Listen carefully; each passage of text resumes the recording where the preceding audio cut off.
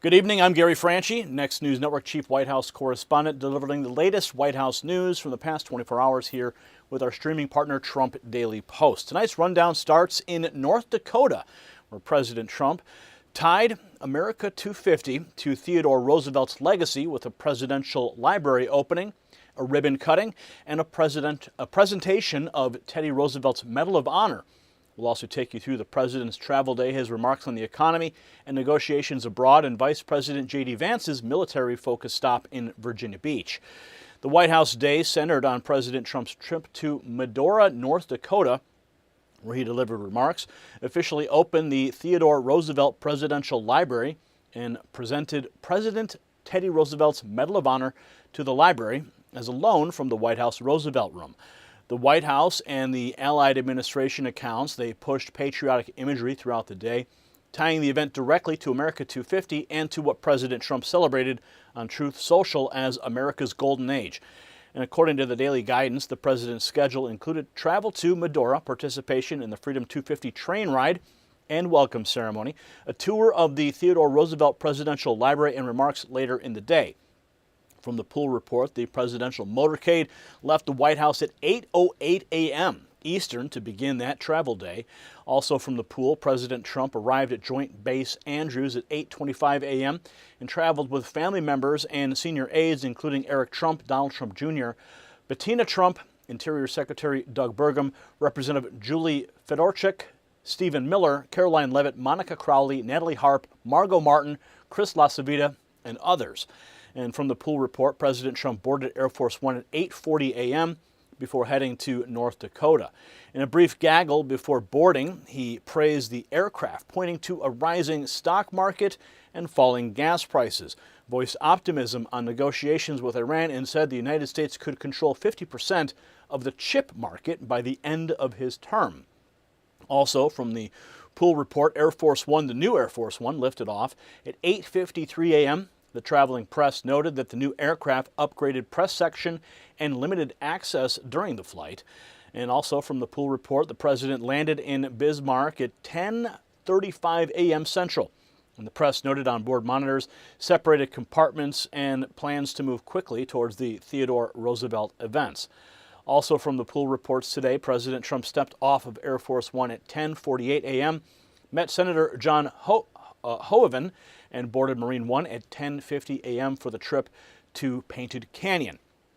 Also from the Pool Report, Marine One landed at Painted Canyon at 10:50 a.m. Mountain Time, and President Trump boarded the motorcade at 10:55 a.m. for the Freedom 250 train. The White House Pool marked it as the first rail travel of President Trump's presidency and noted the historical connection to Theodore Roosevelt.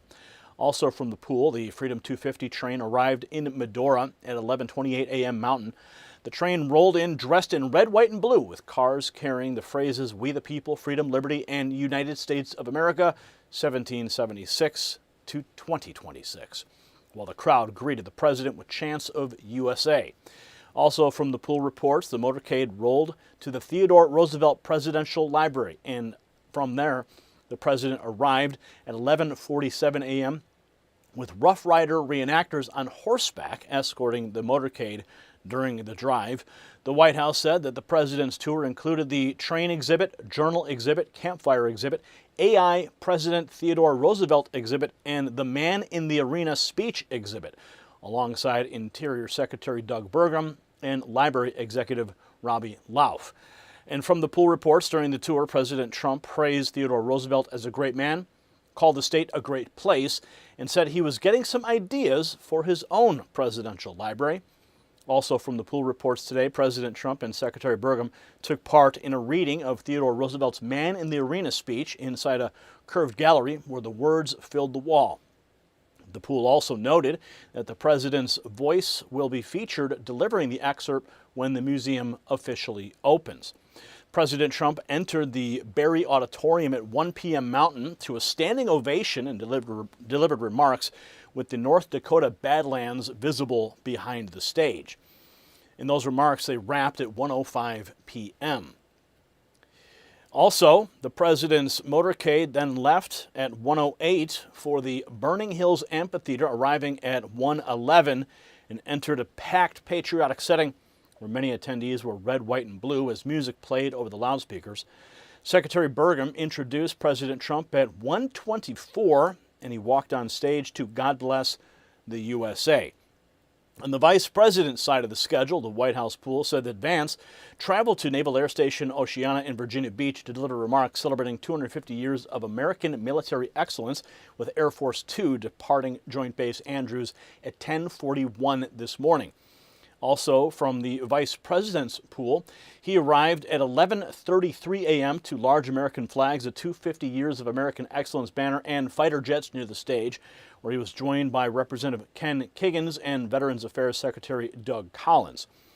Also from the pool, after his remarks, the vice president greeted service members, shook hands, took selfies, and offered early 4th of July wishes before boarding Air Force Two. In his gaggle, Vance backed Representative Kiggins, praised Justice Samuel Alito, and said any next step with Iran depends on Tehran's actions, while stressing President Trump's order to negotiate in good faith. The pool later said that Vance returned to Joint Base Andrews at about 1:02 p.m. and then departed at 1:26. One vice presidential pool email contained an incorrect reference to Kamala Harris, but the rest of the day's White House movement and reporting made clear the vice presidential travel was J.D. Vance's Virginia Beach trip. That's the White House picture for the last 24 hours. President Trump put patriotism, history, and executive presence at the center of the day in North Dakota, while Vice President Vance carried the administration's military and veterans message in Virginia.